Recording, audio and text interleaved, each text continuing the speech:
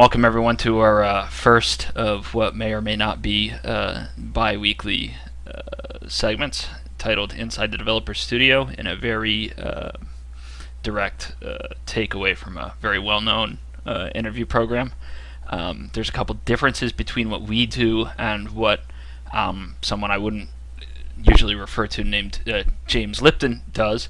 The one being that we're clearly focused on interviewing people who are of interest in the video game industry, and the second being that we like to keep it a little more real than Mr. James Lipton. We don't have any fancy chairs or like high production values. I'm not gonna wear a suit. I fill out a pair of sweatpants a little better than Mr. Lipton, and I have better grooming habits. And your guests aren't really as interesting. Well, I mean, I don't know. It could be you were like, they gave me the choice. They were like CCP Soundwave or Bradley Cooper, and I was like, CCP Soundwave. Who the hell wants to talk that Silver Linings Playbook? Yeah, okay. You're autistic. We get it.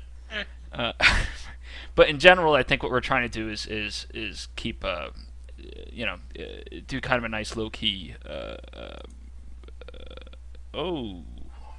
thing here. Can you turn your volume up? How do I volume? I don't know. I don't know if it's you or me. I might have you blocked somehow. Oh, I hope not. Is my stuff not coming through? Yeah, let's do a sound check here. Can you hear Mr. Soundwave now? Hello, hello, hello. Can you hear me? It would be odd if you couldn't, because I stream Skype stuff all the time, and I don't have it currently filtered. But you did have your volume really low. Okay, now you're better. All right, good. All right. So as we were saying, you don't like cats. Is that what it was? What?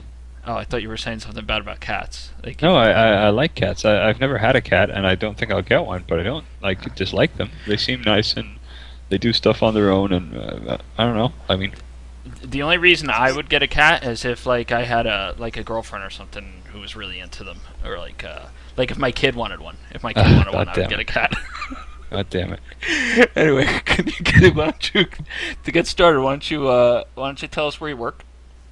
All right. So my name is Christopher. I'm the lead game designer of a game called EVE Online, and I work for a company called CCP Games in Iceland. And when and where were you born? I was born April 14th, 1982 in Denmark. And where'd you go to school? I went to school in a small Danish town called Farum, which is may sound like a little bit odd. I went to school there for I lived there the first 20 years of my life, I think, and then I moved to Copenhagen. It's a small suburb just outside Copenhagen. Yeah. And what is, like, I don't know. I imagine it might be hard to explain, but like, have you ever seen like the inside of another country's school, like an American school? The closest is Sweden. Sweden a little bit. Otherwise, no. I'm just trying to conceptualize what might be different in a school like in a small village in Denmark, as opposed to like, I don't know. Did you wear wooden shoes? That's Holland. Oh. It's not Denmark. The clogs is the Dutch. All right. That's cool. Which I'm actually Dutch. That's where I come from. That's why I like to ask you that question. I'm allowed to. It's like. Yeah. You descend from like the Duke of. He tried to be the Duke of New Jersey. No, he was the Baron who had the original land grant from the Dutch East Indies Company for all of New Amsterdam. That's how it was. Yeah, he comprised of New York, New Jersey. He ended up blowing it all. The son did. On a brewery. Trying to build the biggest brewery in New Amsterdam. Yeah, I can't imagine there was a lot of people there, which was probably the problem. He was like brewing giant, like he built this big giant thing, and then he only had like 4 people to share his beer with, and it all went bad. I imagine schools are kind of the same thing, aren't they? Though, like I don't know. Everyone you says go to we're class, you do stuff. I don't know. Yeah, but there's cool stuff like in Japan they do like earthquake drills, and they all get under their desks and stuff. And like when I was a kid during the Cold War, we used to have like missile drills. So we would all get in like you'd all have to go in like the gymnasium, and they'd pull the bomb curtains around and stuff. So like I don't know.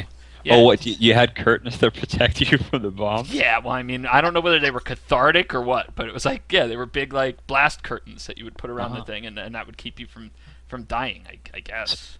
so Denmark is fairly bland in that there's no earthquakes, there's no tornadoes, there's no thunderstorms. Like we don't like there's not a like there's like two types of snake, and one of them is marginally poisonous. Like there's nothing that will kill you from Mother Earth in Denmark. It's extremely about as bland as it gets. Oh, it's like anti-Australia, I guess. It's basically it's the polar opposite of it's like the evil twin of Australia, or And the nice twin, I guess. judging by your accent, you don't talk like them either. You talk like a normal Yeah, person.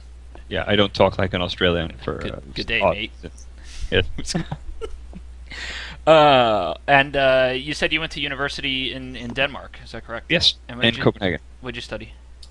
I studied business for my bachelor's degree, and then I actually studied game design for my master's degree. I had an odd moment where I just realized that I didn't want to do the business thing, and leap of faith, started studying game design, and a few months later I actually got hired by CCP and worked there as an intern while I wrote my thesis. So Oh, it's very similar to my career path here yeah, as an intern at thematani.com. I know. The It's a long line of very good internships you've had. did it surprise you when you got into the game industry to discover that there was also business involved? No, not really. You Not weren't really. like, oh man, and now I have these hidden gems of skills that I can now apply to also my game design job. It turns out to keep a company running, you have to make money. It's Oh. quite the. It's not really like I think if you come into the games industry and realize that, and like it's a shock to you that your company has to make money to pay your salary. I think you probably shouldn't be there. You should be where in government, right? Obama. Yeah. Oh God. Well, I mean, but I mean, like there's making money and making your customers happy, and then there's just like making terribly exploitive, awful games. Yeah. Which I conversely also don't want to. I mean, I have a realization that we live in a world where, private businesses are private businesses and they need to make money. But like, I'd also say that there's probably some companies that I wouldn't be interested in working for. I would prefer working on games that customers like paying for rather than are just like ways to squeeze money out of people, which I'm not too big a fan of. Yeah. Yeah. Okay. Uh, uh, as when you were in school, like what was your in game design school? I'm not sure that that's anything anyone else has ever really. Well, I'm sure other people participated in, but I'm not sure it's it's not as common as say, you're going to run into, I don't know, somebody who was an English lit major or Yes. like went to clown college.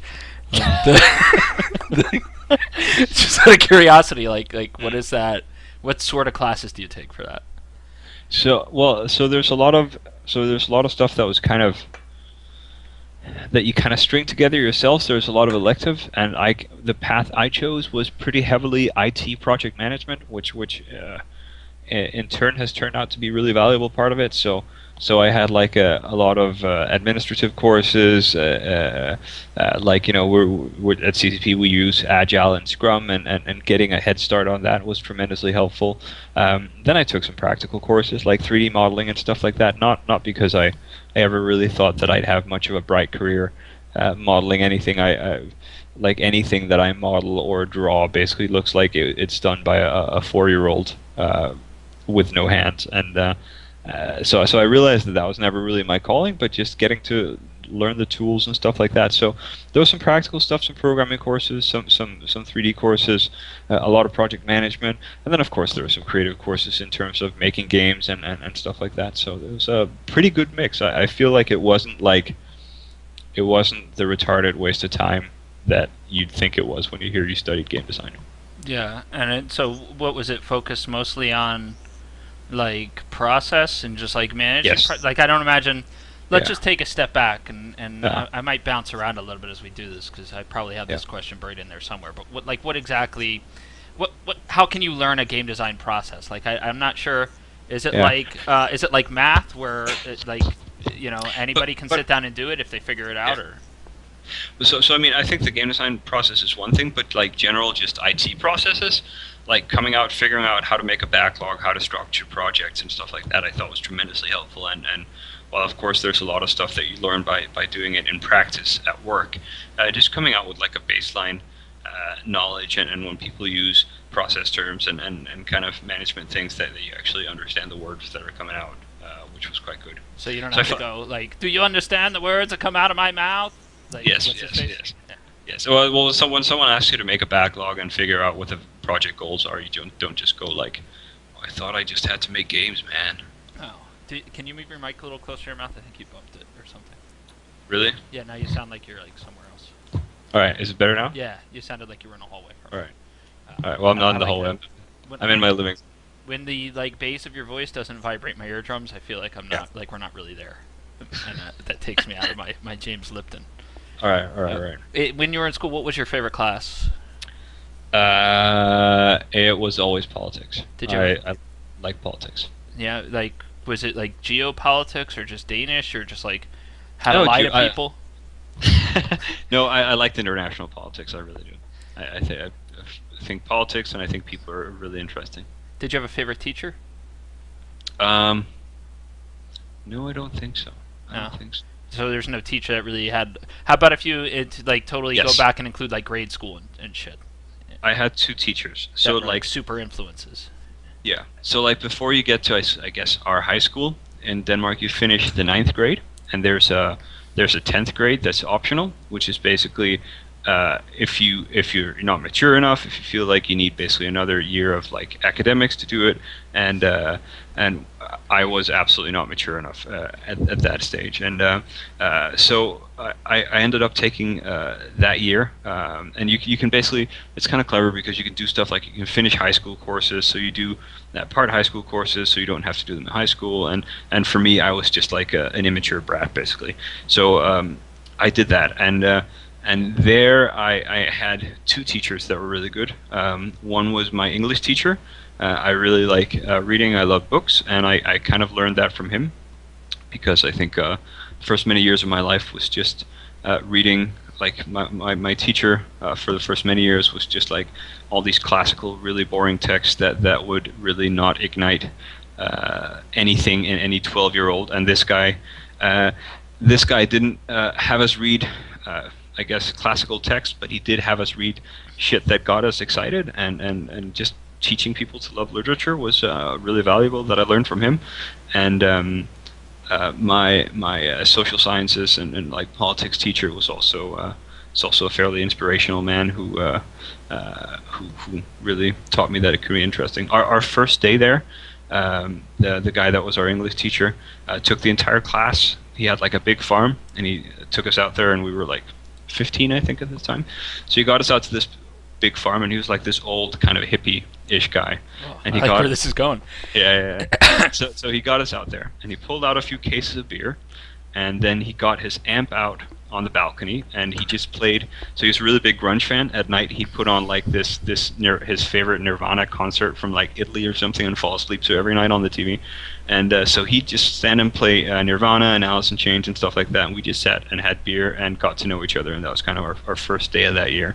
So he was a pretty cool and inspirational dude, and those two teachers in particular, picking up my love for politics and teaching me to kind of appreciate literature and start reading books was really important to me.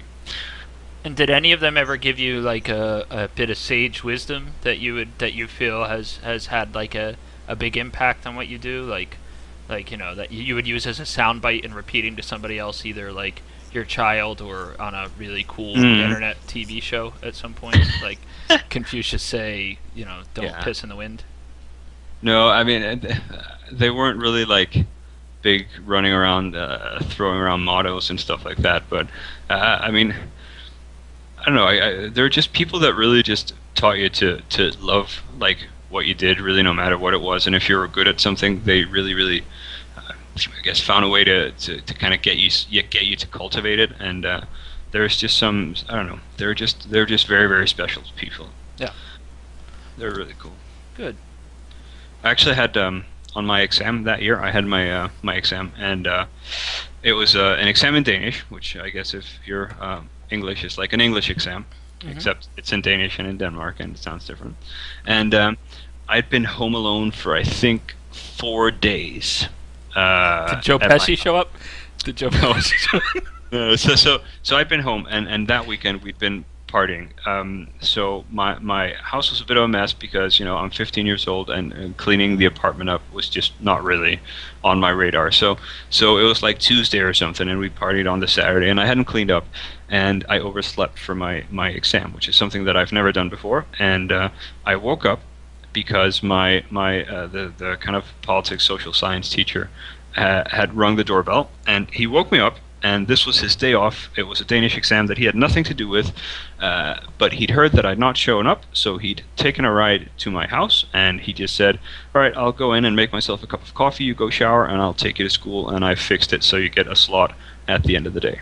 Oh, that's cool. And I felt like an asshole because there was bottles everywhere, and he probably thought that I was late because we've been drinking, but that wasn't actually the case. And that's like a perfect example of him and the other teacher basically going way beyond what you can expect of them, and they're pretty special people. So they went way beyond what you expected them, and then what you see is like in a situation like that. Like I think we've all been in a situation where they show up and you're not at your best moment, and you're like, oh Yes. man, I'm ashamed. Like Daddy's Yes. kind of looking at me. Yeah, Basically. like I did that once. Like I threw up all over myself and had to come home. And I thought everyone would be asleep, and they weren't. So Yes. you're gonna do the walk of shame. And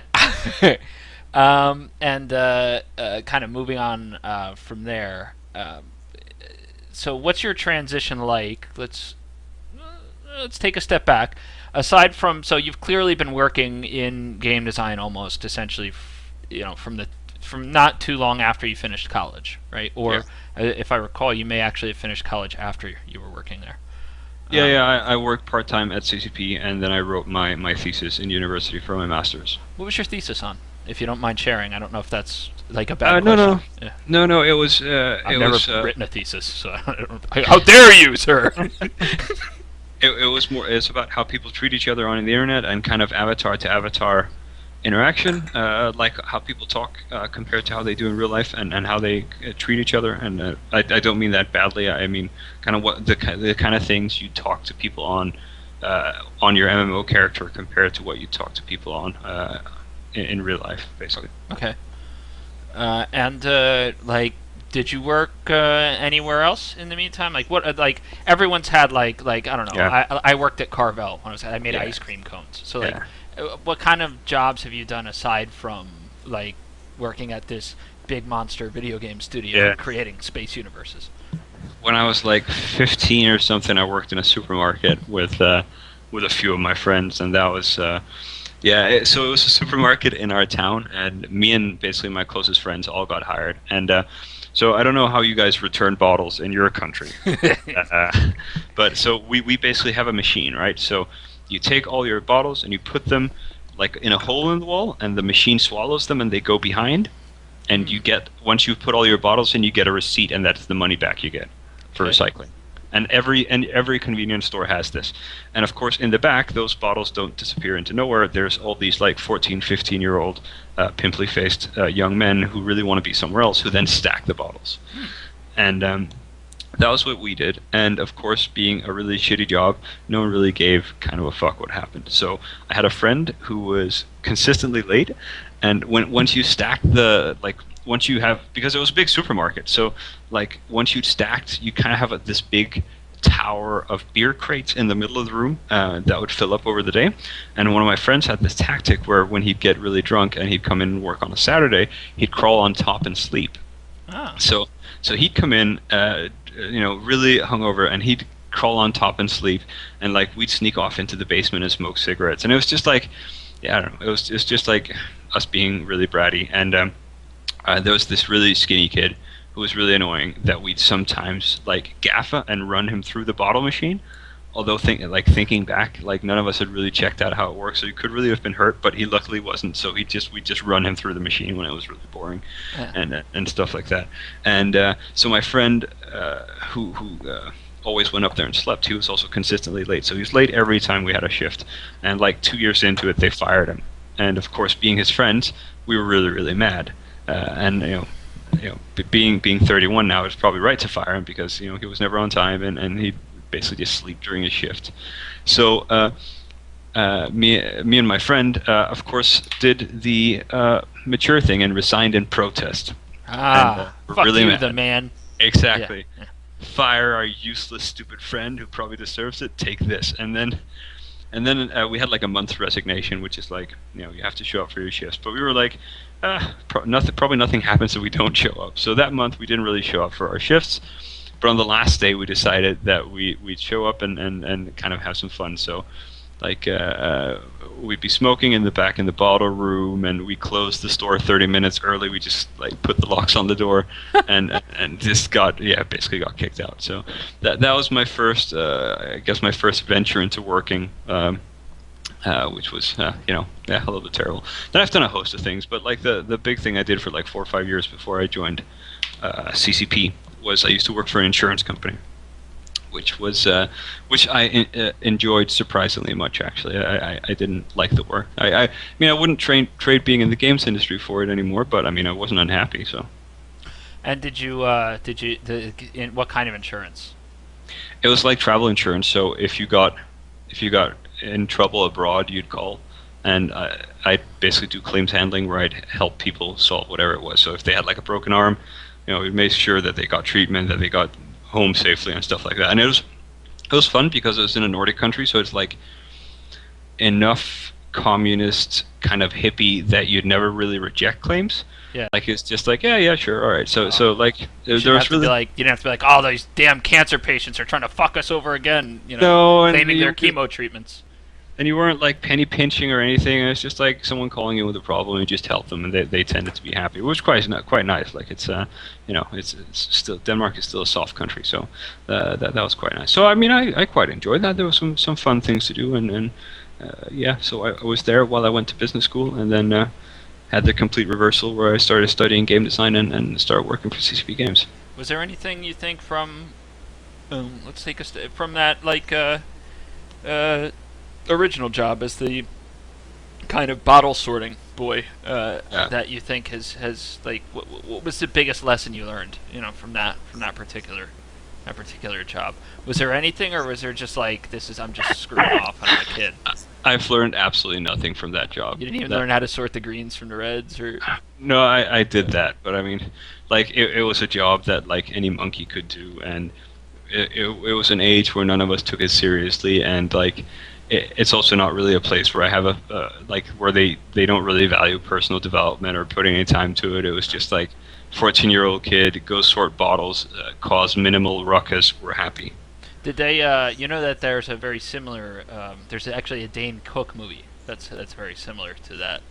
Really? To that kind of story, yeah, where he who's in it too? It's like Ashley Simpson, or like one of these famous for a week singer chicks was in the movie with him, and he works at like a Walmart type store, but I don't think they actually call it Walmart. And if you ever, or like a Costco actually, and if you've ever been into a Costco in the States, it's like a big warehouse. Have you ever seen Idiocracy? No. All right. I need to though. I'm just trying to come up with something that'll make you understand what this is. But it's right. a big warehouse, basically. And that means everything's just stacked up on pallets, similar to IKEA. IKEA, okay? So everything's stacked up on pallets, like it just gets unloaded off the truck, and it just gets wheeled up in a forklift and stuck up on a shelf somewhere. No frills, no, like, fancy packaging, nothing. It's just... So when you're taking something off the shelf, it's essentially the same way it was when it came off the truck. Costco's like that because you're buying everything in bulk. So, right. You don't just go and buy like a roll of toilet paper. You buy like, I need 700 rolls of toilet paper because my family shits a lot. And I like to save money. Yeah, that too. And so the theme of this particular movie is that he works for this, and then there's this hot cash register girl or whatever. But I think what it gets back to what you were saying is, in this movie, they ride a forklift up to like the top row in a particular aisle, and they've kind of carved out for themselves a little man cave for him and his friends. Yes. And there's like a poker table, and what you were doing wasn't that elaborate. You were just taking naps. So I have to say that it was closer to what maybe Costanza did in when he made the bed in his desk. But like every day when the supermarket closed, there was after work beer in the back in the warehouse, and everyone could participate. The only deal was that if you were under 16, you had to have parental consent that you could drink there. Oh. which might sound a little bit odd, but alcohol laws in Denmark are fairly lax. And I started when I was 14 or 15 or something, and like after my first day at work, I walked into the warehouse and they were like, you need a note for this, you can get it. And I was like, of course I have a note. It's my first day here. Of course I have that. So, sat down with everyone and just had a few beers after work. And like most days, people sit down, they'd have a beer and they'd talk about the days. But I mean, there was some days where people left very late and very, very drunk. But, yeah. But it's also a socialist country, so Yeah, like, absolutely. the end of the day was like 2 in the afternoon, basically. To start drinking. All right. So, what was it about games that kind of made you want to do it? Like, were you maybe really big on playing? Like, I don't want to lead your answer, but I'm just Mm. trying to help with the question. Like, what makes you decide this is what I want to do with the rest of my life, or at least a portion of the rest of my life? You Mm. never know. Mm. The world I could don't. explode tomorrow. Yeah, I don't really know. I think my venture into studying game design initially was maybe a little bit like. So I've made a lot of fairly impulsive decisions that somehow have always worked out really well. Like I don't plan too far ahead, and if I were to be completely honest, my switch from my business bachelor to my game design master's was probably more interest than really wise choice based. I got a little bit lucky getting hired by CCP, and while I wish I could say that I switched to game design and planned to go work for CCP and all that stuff, I really didn't. So I completely completely separately, I ended up being a commentator on the Alliance tournament and just asked for a job and got it. It was that and my studies were two completely and separate events that were just blind luck. So you were basically going through life with the perspective of, hey, I'm just gonna get a job when I get out of college, designing games or whatever. You weren't like, this is my dream. You didn't have like secret little game doodles. Did you have? Did you? Oh, Did you have yeah. secret little game designs? Well, I mean, working for CCP wasn't my plan, but I mean, of course, I wanted to work in games. I mean, I switched jobs, but I didn't be like, oh, you know what, I'll study this now, and then a year I'll work for CCP, and then this. I was more like, oh, you know what, this sounds really interesting. I'll do that and see where it kind of takes me. So did you have personal little like artists or like teenage girls keep like a little journal? Did you have like little like video game designs that you did early on that you're really ashamed of now? Yes. Yeah. Do you care to share any of them? No, but I mean, they were just like kind of first fumblings at making games. Yeah. You had to churn out a certain number of games a year, and some of those were kind of funny and quirky, and some of them were kind of just really bad. And then yeah, it's So you didn't have like Fart Quest and dude would go around in search of the cure for his flatulence or whatever. no. We did all kinds of funny games. We had some of them that turned out actually quite well. Not like, so the thing is, and that's kind of the thing that always irked me about well, actually a lot about the education system, is that they don't necessarily teach you to do stuff in a way that's valuable to the companies that you're going to end up working for. So I mean, we did a lot of kind of artsy and kind of funny and clever games, but we never really did any games that anyone would ever sell. So I mean, there's some of the stuff we did that looking back, I'm kind of proud on, like on a personal level, because we did some pretty cool stuff. But I mean, none of it was ever commercially viable or stuff like that. Yeah. I guess similar to like I don't want to plug them or anything, but if you've ever paid any attention to Something Awful, they do like a video game contest Yes, like every year. yes. Because if there's one thing the Something Awful forums are good for, it's criticizing other people. Yes. So like what they do is what they're really good at is, well, let's get everyone else together. It seems like a really cool way. Like if I was to put a Mother Teresa angle on it, it seems like a really cool way to get people to learn that maybe they shouldn't criticize other people. But in actuality, I'm pretty sure it's just a way for people higher up the food chain to have more people closer to them to criticize. Yes. But at the end of the day, there's really cool games that come out of that. One of my Yes. favorites having been damn, I don't remember what it is, but it's a boy who actually flies. It's like a side scroller, and he flies on a stream of poo that's coming from his behind because he cannot control it anymore, and he has to fly through the sky on this stream of Yeah. poo and dodge the birds and such. Yeah. It's like Charlie and the Chocolate Stream or something like Yeah. that. I don't remember what it is. We But I mean, had the beauty of that is, and I know that there are coworkers that you have who work on contests that are perhaps a little cleaner and more serious, but the idea of, okay, let's get everybody in a little room, let's have a short period of time and see what kind of magic we can make. And there are situations where really cool things have come out of environments like that. I think one of my favorite projects at school, and again, like none of the games we made were anything that you'd ever sell, but this one just came out like the feel and everything about it was just perfect. So for one project, we were given 5 newspaper articles about different topics. One of them was like an article on the U.S. presidential election. One of them was about a Finnish school shooting, and like 3 more that I don't remember. But anyway, so each development team that we had in the class had to pick an article and make a game around it. So there was some really hilarious election games where you had to get votes and stuff like that. But my team decided to grab the school shooting article and try and make the most offensive game ever. Excellent. And I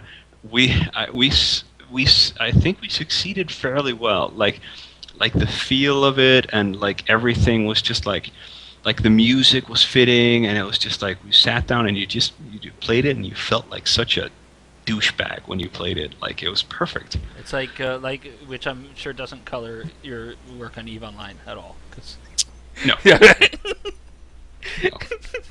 Everyone feels like a winner when they play EVE. Well, that's a good thing about EVE Online. You can feel however you want, depending how you play it. Yeah. And just to ask another question, the Soundwave. Why Soundwave? What is the significance of that? It's my long love for Transformers, and in particular Soundwave, who is the most badass Decepticon. Isn't he the beatbox? Yes. He's the Walkman. Is that how? Was that like when you were a boy? Was that like the legit Walkman that people would buy in Denmark, or is that like that? Or they're like, well, we don't have Denmark. Maybe there was a rule about importing Walkman, but there was like a loophole if you bought Transformers. No. But there was like when we had all the like different lines of toys. Yeah. There were always toys that they wouldn't import, and like the Soundwave model and the Megatron were like the only 2 that they didn't import for some reason. Well, the Megatron was a gun, so I could see. Yes, that. exactly. Yeah. But the Soundwave. So we had all the other ones except those 2, and it just it irked me. Like to this day, I catch myself on eBay like every year or so, seeing if I can't buy one of those classic models because I really want one. I used to have one. I could probably get you one. Yeah. I'm just kidding. I'll never look for it. Thanks, bro. No problem. It was actually when Ghostbusters came out, you could buy everything except the stupid car. The stupid car never went for sale anymore. Why not the car? Who knows? Like, I don't know. Do you have weird censor rules like South Africa or something? In Denmark, the Ghostbusters apparently walk around. Well, they were probably like, if they drive around, they'll get fat. They get lazy. They all have bicycles. Yeah, this is not what good workers do. Drive around in ambulatory mobiles all day. God damn it, now I have to go to eBay. I wonder what was wrong with the Soundwave bit. Maybe, was there ever a thing in Denmark like there was in the States where they were like concerned about like Satanist music or something? No. No. Hmm. Did they maybe not know what Walkmen were? Did you maybe not have cassettes yet? They're like, I don't know what that object is, but it looks dangerous. There's some really... I found like one vintage model in 1983. Holy wow, they're so old. And you get the whole cassette tapes that fold out and everything. They're awesome. Oh, there's a little bird and a dog. Yeah. Laserbeak is the bird. Wow. I think. Yeah. I must remember. I think I have. I think I own a copy of Transformers the movie on DVD that I watched not too long ago. But really, I just get to the part where they play "You Got the Touch" and do like that rock video sequence. the old animated one. Movie, yeah. And once I get there, I get really bad like douche chills, and I don't. Yeah, I know. Like, you can do it, Timmy. You've got the touch. Like, they didn't make that song for the show, so they had to work that in somehow. That's like my favorite cartoon from growing up. But you're right. Like when I watched it a few years ago, I was like, wow, this is awkward. Yeah, I got over it, but like, in the so as a lead game designer, like Hmm. you wake up in the morning and you hop on your bicycle and you pedal into work, Hmm. and you what? Then I just lead game design all day. Yeah, come on, guys. It depends. It depends what we're doing, really. Like, it's pretty seasonal work. So right now, what we're doing is we're trying to figure out what our winter expansion is, and working with the teams to make sure that the goals we've set for the winter expansion are met. Work with the designers to kind of figure out what the principles are they're designing after, and then there's also like now we're kind of ramping up on press work. So in a month, we're going to Gamescom in Germany to kind of reveal what we're doing for winter. So there's like a good mix of getting out of the phase where we're figuring out what we want to do, now getting the teams to do it, and then basically try to show it to people. So yeah, that's kind of my work right now. So like sitting down with teams, working with designers and stuff like that is what I do right now. So what you're doing is like planning. What do you do? What and then I so if Mm. I'm understanding properly, Mm. completely hypothetically, because I've never worked in a video game environment, you go through a process where you're doing planning, which is where you are right now. But then Mm. you, at some point, you cut over to, once all that press is done and everything else, you cut over to execution, where Yeah. that Yeah. happens in somewhere in there. And then once you cut over to execution, your job changes. And what does that then encompass? Then it becomes more quality control, figuring out like is it correctly implemented, like how we talked about it, right? So right now we're in a fairly creative stage where the game designers and the teams are figuring out how to reach the goals that we've set for them. Once they have like a good design, once they have some good thoughts on how to do that, and they start making it, I look at how it's implemented. I play with the features, work in terms of how we improve them even more. Then we ramp up, like you said, the press part of it, and then we ship it, figure out what needs to be changed, and then we kind of go, and then we go away and figure out what the goals are for the next expansion, and kind of the cycle continues. So it's very seasonal work for me, you could say. So basically, what happens is designers are, if I'm understanding correctly, designers are essentially in the early part pitching you their ideas. Hey, I have an idea for this widget that can spit Mm. out purple, dongs.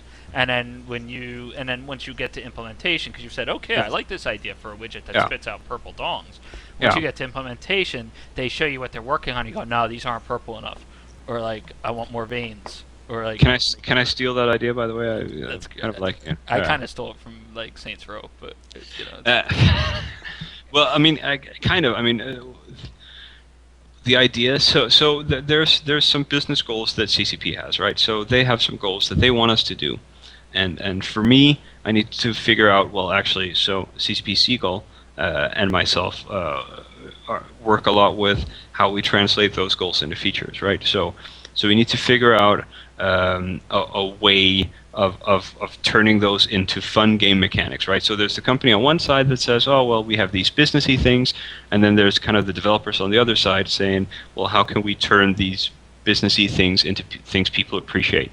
And for winter, I don't know what I can.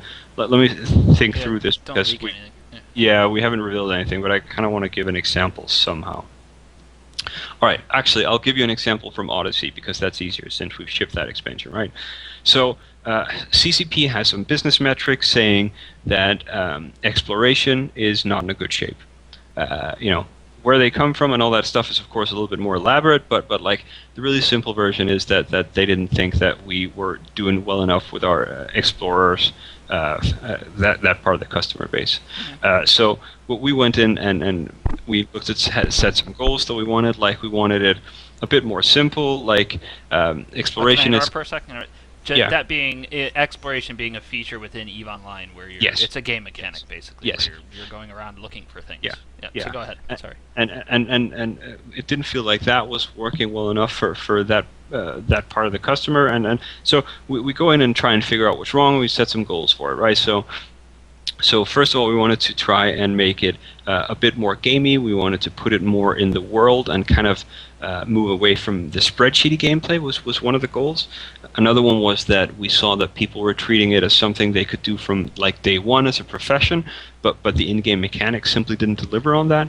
So we had a goal to kind of, I said simplify before, but I'm not really sure that's really correct, because we just wanted to bring it in line with all the other professions. So there was Make kind of it an more available. No, there's a yeah word you're looking for. accessible. Accessibility. That's Yeah, what yeah. it is. Yeah. So there was an accessibility part in that, and once we set out those goals, some teams take them over, right? So the accessibility part was something that a team called 5.0 was working on, and they did a scanner overlay, basically taking some of the results that would kind of be hidden away in a DB table and kind of put them into the world space as kind of this good-looking graphical thing, right? Then there was another part which was kind of wanted to try and make it more gamey and move it outside of a very passive gameplay style that Eve has that went on another team, and so forth, right? And then they start working, and we see kind of the outcomes of it, and try to make some corrections where needed, and ship the expansion, see what we need to change for the next one, and then we basically act on the next goals that are set for us. Okay, cool. And you're just kind of basically steering that, Yes. like helping drive it. Yes. In Eve itself, what do you feel is the, looking back over the course of your, I think you've worked here for probably 300 years now. Yes. Yes. What do you feel is the most compelling feature that you've worked on since you Hmm. got there? Hmm.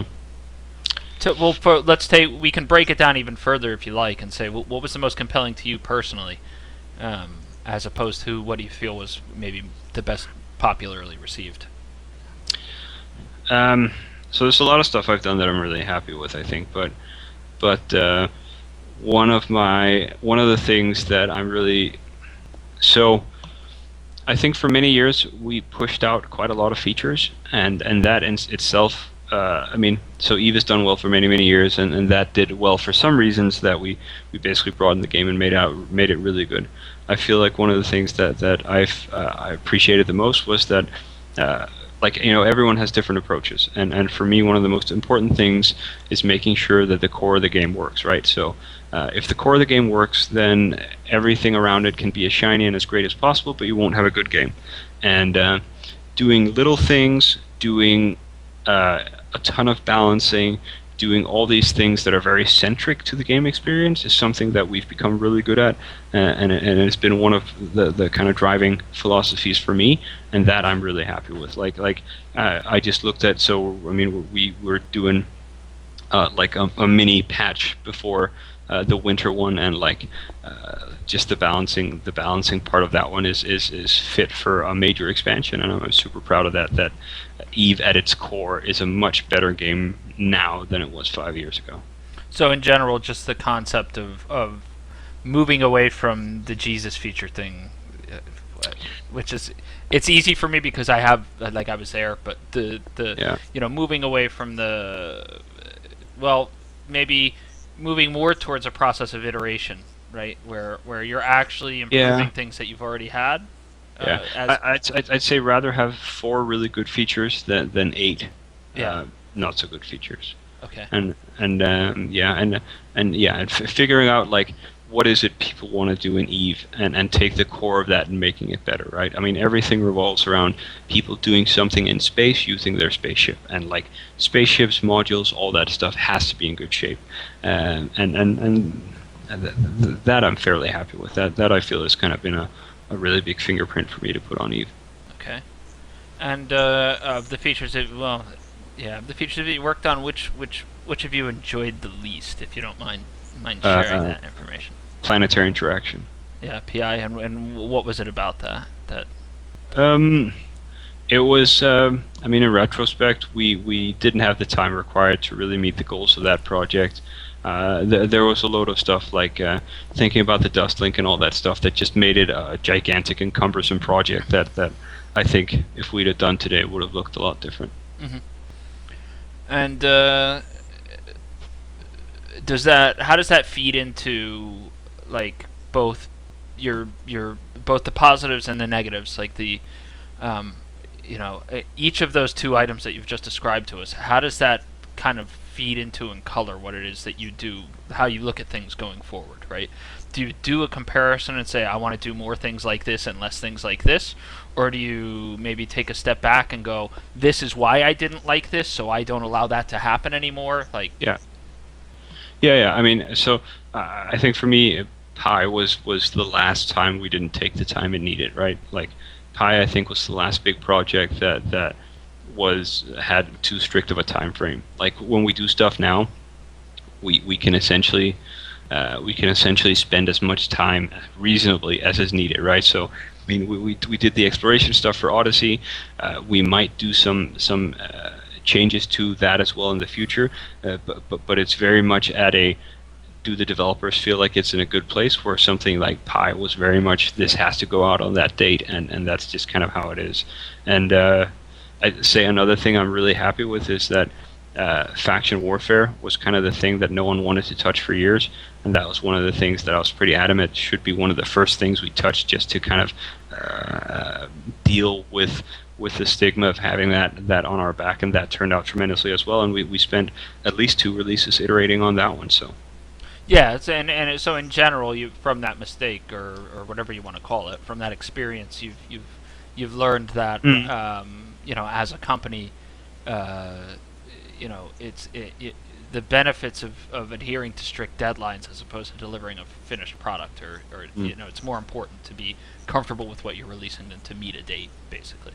Yeah, and it's which funny, I think is something that's industry wide at this point. I think a lot of people have learned that lesson. So yeah, I don't remember who said it. Was from Blizzard, but one of their producers said, "No one remembers when your game shipped. All they remember is whether or not it was good." Yeah. And I think that's a completely. I think he's completely spot on with that one. Like, if you have to delay your expansion for 1 month, a year down the road, no one's going to remember. They're just going to remember whether or not it was the greatest expansion ever. Since we can't remember who that was, I'm just going to take credit for it. I said that. Yeah. That was my quote. Oh, you said it. I knew. We were talking over by a cubicle, and I was like, "Hey, dude, no one ever remembers this. Relax." Here's some random life wisdom. Yeah, I just do that. Like that Confucius. I was voted in high school most likely to be Confucius. Yes. To get a little bit kind of soft for a minute. Have you ever had something that's occurred in your life that's had a strong impact on an actual design that you were working on in the game, like in any way, shape, or form, or vice versa? Have you ever worked on something in the game and it's kind of colored how you think about things in life? It could be deeper stuff like social studies, like studying how people socially interact, or maybe you had I don't want to color the question too much, but and it is kind of a soft, difficult question to answer, but in some cases, especially with social games, I think you'll find that people be like, you know what, this happened to me, and then this happened. I can give you an example if it helps. I was playing Planet Side 2 one day, and one of the features that they have is the proximity chat. So when I'm walking by you, you can hear me getting closer and farther. That really cool zombie game has that as well. DayZ, I think it's called. Is that the name of it? Yeah. So I'm actually playing this game, and I'm just running outside, and there's a weird thing with immersion. Like, it either happens or it doesn't, and I think people spend a lot too much time trying to overanalyze it and create it, and like all kinds of stuff. But I'm running through this area, and in front of me are 2 cars coming like down the road in opposite directions, like vehicles. I don't remember what kind of vehicles they were, and one ran into the other. And I hear this road rage incident occur where, with proximity chat, one dude's yelling at the other one, where he's like, "You get nice way to drive on the wrong side of the road, asshole," and the other guy yells back, he's like, "I didn't realize the middle was a side of the road, you piece of shit," and they're just yelling at each other. But I was just there witness to this proximity chat conversation. It was very similar to what I would have, seen in real life. And that, to me, as a takeaway, if I was working on something, would be like, I want more of that. Yeah, all right. Yeah, I mean, I thought you meant like if I'd had some like profound life experience that I was translating. I kind of did, because I had to write a bad question, but then I turned it into something more interesting. All right. Yeah. Okay. I don't think I've had any like profound life-changing things that I've wanted to put into the game. But I mean, there's certainly a lot of real life stuff that goes into the game. I mean, there's some really low level stuff like when we did incursions, for example. The Sancha are kind of these zombie-ish, non person entity kind of things, right? So we have the green color overlay, something that kind of makes it seem a bit more mechanical, a little bit less human. Like it's actually it's in the Matrix as well. If you watch that everything's a hint, like a kind of a shade of green. We put that into incursions as well. There's when you dock in stations. In a system that has an incursion, there's meant to be this kind of siege feel, and we have this World War II style siren in there. So I mean, there's a lot of real life transplants that we have like that. But I guess in terms of what you're talking about, I think there's a bit of behavior that we put in there. Right? Like I think there's a lot of things that aren't necessarily healthy in real life that you can kind of indulge in games. And every now and then I have these sprees where I read like all these weird psychology studies, and there's a lot of it that are really interesting from like the 50s and 60s, where the Cold War was raging, and people did all these weird experiments that today seem pretty terrible and inhumane, but are also really interesting to read the results of because they're so insane. And like there's all these weird things on how to kind of change people's perception, how to change people's relationships that I think are super interesting in a social game, right? So I don't think we really we don't say you have to go out and fight this like it's not an arena game, and I think we have to employ a bit more subtle tactics, and that for me kind of intrigues it, right? So one thing I keep thinking about is kind of the prisoner's dilemma is an interesting theory where you basically don't necessarily benefit from friendships.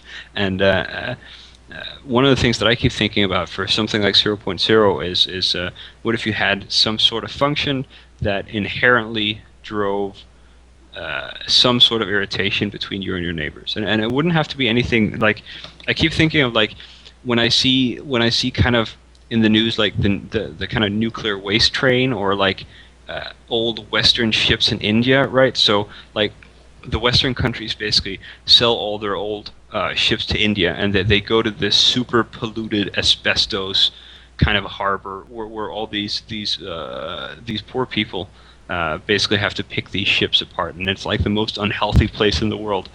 And I keep thinking about like, what if you lived in 0.0 and part of maintaining your system is that it produces some sort of radioactive waste or something, and you have to dump it somewhere. And of course there's this little alliance next to you, and you're like, sorry guy, you're kind of our nuclear dumping ground. And it maybe it just makes their system a little bit worse, or something that kind of just subtly pokes at you, right? So I'd say like that, there's a ton of inspiration there. So you're talking about encouraging aggression. I like the prison analogy. I was hoping you were going to like, no, you go out into 0-0 and immediately someone makes you their bitch. I wouldn't say encourage. No, it's not necessarily just about encouraging aggression. It's like encouraging interesting interaction where the outcome may or may not like. Oh, because there could certainly be a creative way for them to work through that problem. Yes, exactly. They both get along and everybody's happy. And that's maybe even as valuable, right? It's not really about what people talk about as long as they talk about stuff. I guess, if you can put it like that. No, that makes sense. How many kids do you have? 0. You sure? Oh, no one can ever be sure. But I believe I have 0 kids right now. Okay, just checking. I don't remember why I wrote that down, but it's on the list. It might have been if I'd had kids, it might have been a great. I might have been like, oh, I have little Susie. She just won a spelling bee and is super humanly strong. I was watching like a cop movie today. Yeah. And I was wondering like if you like in your role as game designer ever had to take down a perp in order like to protect one of your designs. Do you think you'd be capable of doing it? Yes. Yeah. You think you could take a guy out? Easily. What's in the future for you as a person, Mr. Tuber? I don't know. Like, where do you see yourself in like 10 years? I like to ask job interview questions. Like, I'm gonna be the CEO. Give me 3 of your strong and weak sides. Yeah. Tell me what your worst feature is. No, like when I said I don't plan that far along. I mean that's very true.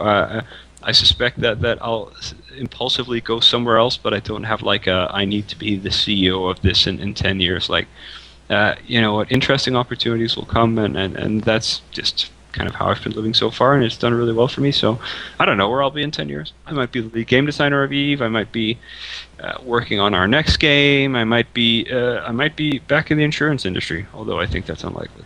Do you mind if we go a little over? No, that's all right. We started a little late because, well, actually, we just talk a lot. But Yes. I wrote down all these questions, and I was like, man, I hope I can fill an hour with this, and I'm only getting to like half of them. So Yeah. we'll go a little over, but we'll have fun with it. We can talk faster. Yeah, we could do that. We could do that. No, let's not do that. No, it's not as interesting. More of a kind of a nerdy question. What, from a video game perspective, in a single-player game, no multiplayer games, throughout your entire video game playing life, at what was the point in any single-player game that you find to have been the most poignant, where you actually took a step back and said, "Whoa"? The moment you exit the vault in Fallout 3 is pretty spectacular. Yeah. That's pretty Where you special. walk out and everything kind of fades in. Yeah, and you kind of see the desolate landscape having been kind of shut into it like a box for the first part of the game. Yeah. That's a pretty special moment in my opinion. They did that really, really well. Where they did a good job of, I think what you're saying is where they captured the feel of being kind of Yes. trapped and only Yes. knowing this is your world to this whole like Yes. brave new. Yes. Yeah, and also just like the desolation and kind of it's just a wonderful, like, it's just wonderful. I think there's another moment from single player where when I played the first Resident Evil, when you're in the big mansion and I think the first time you see a zombie is you walk into a room and there's two people with their backs turned, they turned around. That was kind of a little bit awesome as well. That was like I think my first real like horror game that actually scared me, the first Resident Evil. Ah, that's cool. Yeah, so that was on like PlayStation 1 or something. Yeah, something like that. Yeah, that was really nice. That was a good game as well. I'm a big fan of the Quantic Dream games. If you haven't had a chance to play those, because they do some really compelling crap with just like narrative. Yeah, that's I don't play a lot of single player games. I'm a big multiplayer fan, but like anything Bethesda does is typically really good. Yeah. I think the Metro series like is super underrated as well. They're not like, I don't know, they're not like the greatest game studio, but they do some of the best narrative and the best story and just like great feel. Yeah. Well, they clearly pay. Yeah, one could attribute it perhaps to attention to detail. Like they're very concerned with what that story looks like. Yes. I'd also say the XCOM games. The XCOM games were also like kind of, I don't know, they just had a different depth at the time. But that wasn't narrative, was it? Or was it more formulaic? No. Kind of like what you would say, like Wing Commander. Nobody's ever going to say Mark Hamill was the greatest actor of all time. But what you will do is you'll say, this guy found a formula that works and was able to repeat it. And just made something wonderful. The Wing Commander games were great. TIE Fighter as well. TIE Fighter is like really... X-Wing versus TIE Fighter rules. Yes. Yeah, they're really good. All right, and then that same question as far as multiplayer games are concerned. The single biggest inspiration for me has always been Ultima Online. Yeah. And what, Ultima. like, give me a moment in Ultima Online that, like, I think a lot of people, I played a lot of UO, my wife, who you know, played a lot of UO. Like, we have stories that we'll still share every now and again. Yes. So you have to have a good one. Yeah, I remember the time you got her banned.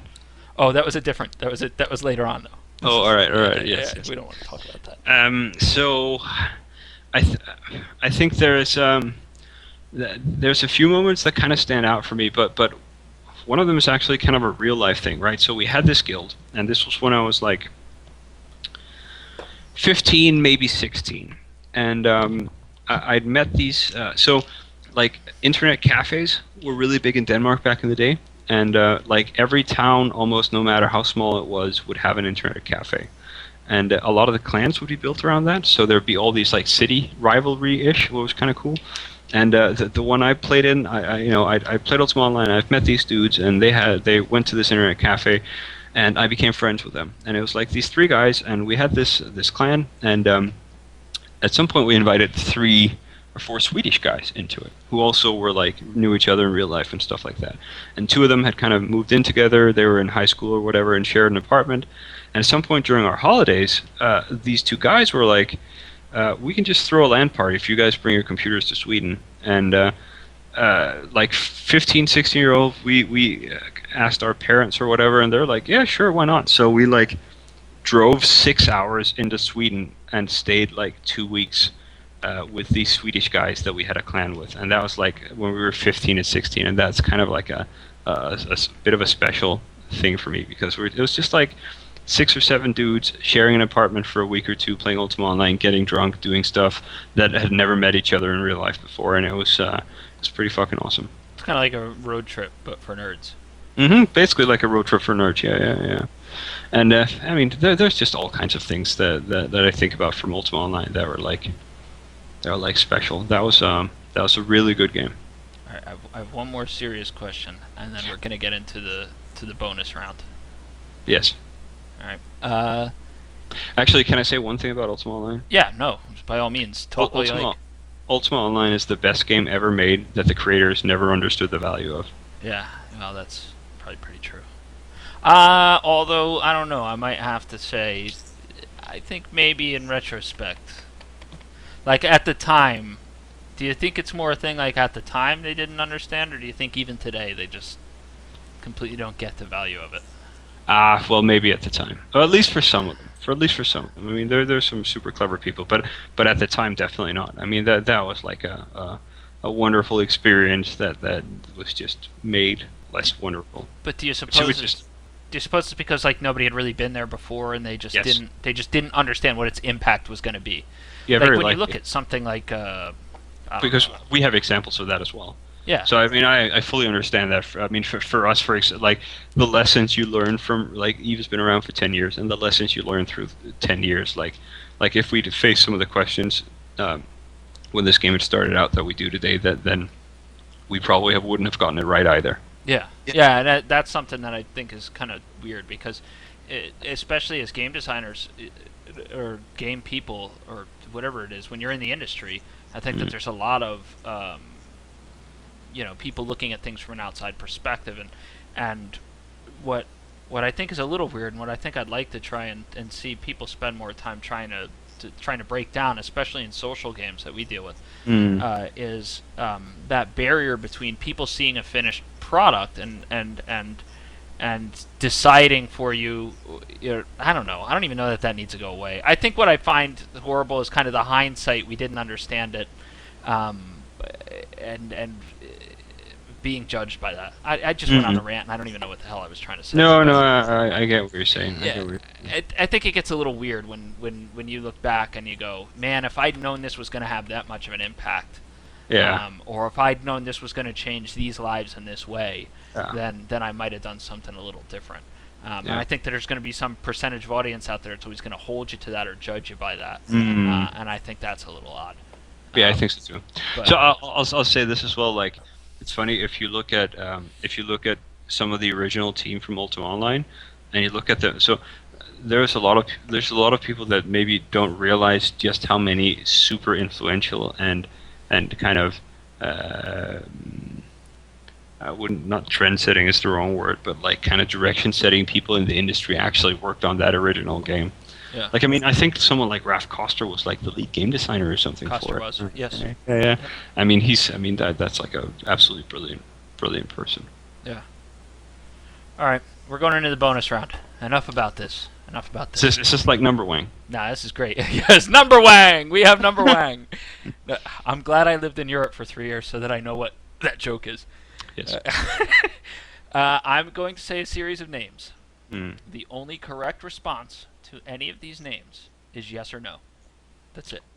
What? So I will say a name, and you will say yes, or you will say no. This is pretty much Number Wang. It's kind of, but with very- names.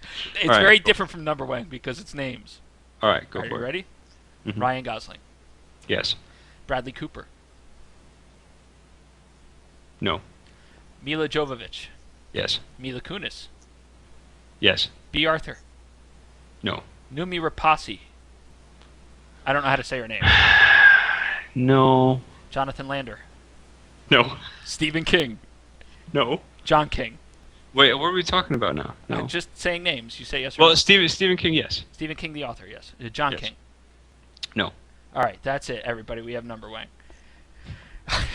I don't even know what that meant, but it's probably some psychological thing that I'm. Did I win? I don't know yet. I have to tally up the score afterwards. All right. All right, and the last bit of this, I'm going to do this every time, is on Inside the Actor's Studio. At the very end of it, every workshop, James Lipton asks his guests what's called the Pivot Questionnaire, which is a guy who used to have a show called Pivot. His show was Bouillon de Culture, however you say that in French, which is actually based on the Proust Questionnaire, which is just a series of questions that are meant to, say a little something about a person. So after every show, he asks the same 10 questions, and it's really cool at the end of time to put maybe in a time capsule what everybody's answers were or whatever, right? So I'm gonna steal from James Lipton, who stole from everyone else the Pivot Questionnaire. Are you going to put him into a time capsule? No, I'm never even gonna look at these again, probably. But I like the idea of having something that's continuous. Just pretend it goes into a time capsule. It's fine. It'll go in a time capsule. The aliens will read it and they'll be like, "Wow, these guys were awesome." Yes. Excuse me. What's your favorite word? Gazebo. What's your least favorite word?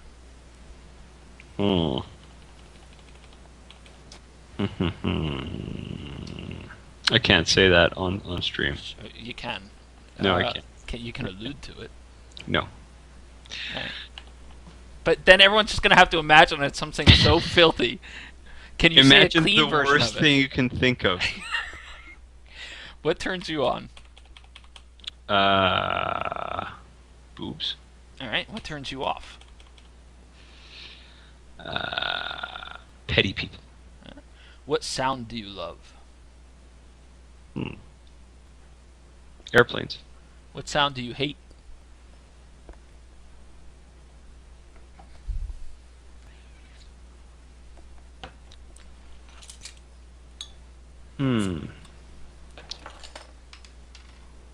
Telephone ringtones. What I is don't like being bothered. I wouldn't either. What is your favorite curse word? I mean,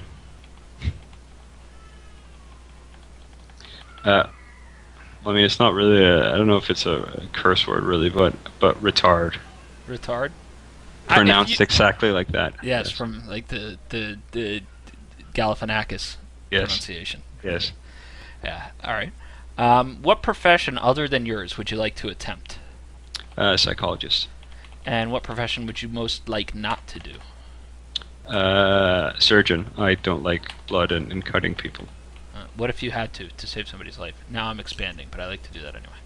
Then I'd probably do it, but I feel terrible while I did it. Oh, you'd be like, "Oh, this is so gross," and the guy's just dying. Yes. If heaven exists, what would you like to hear God say when you arrive at the pearly gates? It's nice to see you. Excellent. All right, dudes, I'm going to wrap it up. Thank you for coming on this first edition of Inside the Developer Studio. I hope you enjoyed yourself. I'm sure I'll find out whether you did or didn't offline. I'm going to take probably like a 10-minute break and then head on into playing something else. I think I might stream Borderlands 2 or League of Legends or something. If you have any questions or you want to make any comments or whatever, I'm sure in the next day or so we'll have an archived copy of this up on the Matani.com that you can take a look at. Give us some feedback, tell us what you liked, what you didn't like, and we'll see you again probably in 2 weeks or something. So thank you again, CCP Soundwave. You have a wonderful evening. I know it's very late there. I appreciate you giving us a little bit of your time and insight. Thanks for having me. Come on, that was fun. All right, thanks, guys. Have a good one.